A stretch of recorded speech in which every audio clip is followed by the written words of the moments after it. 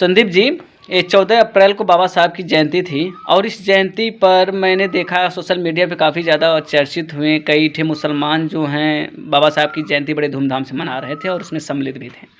तो क्या कहीं चमारों को इससे डर तो नहीं कि बाबा साहब की जो इनकी अमानत हैं, इनकी पुश्तैनी अमानत कही जाती है कि बाबा साहब की यही जयंती मनाते हैं और धूमधाम से मनाते हैं, कहीं ये धीरे धीरे छीन तो नहीं रहे हैं मुसलमान? इस पर क्या कहेंगे? अरे भैया, ए पे तू धर्म के बात मत करा। बाबा साहब का हर बिरादर के जयंती मनावे के चाहिए बाबा साहब का।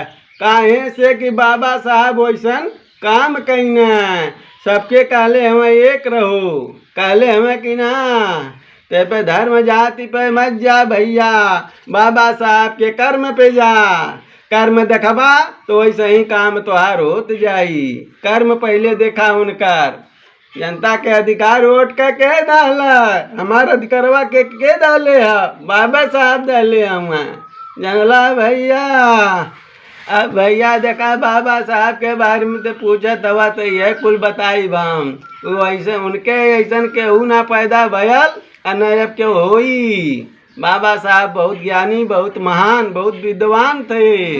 यानी आपके कहने का मतलब है कि चाहे मुसलमान हो, चाहे ईसाई हो, चाहे जैन हो, चाहे किसी भी धर्म संप्रदाय का कोई भी बंदा हो, वो बाबा साहब की जयंती बड़े धूमधाम से मना सकता है। बहुत धूमधाम से मनावे के चाहिए।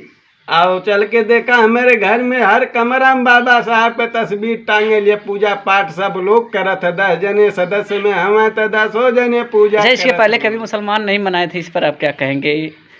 अरे भाई, सबका विचार अलग अलग है। अब जाग रहे मुसलमान भी लगता है। सबको मनाना चाहिए बाबा साहब की जयंती। ये जान लीजिए, ऐसा कर्म किए हैं हमारे भगवान। यानी सबको अब पता है कि संविधान से ही आदमी बच सकता है, संविधान से ही आदमी की नैतिकता और स्वाभिमान बचाया जा सकता है। बस भैया, सबको मनाना चाहिए बाबा साहब। जय भीम।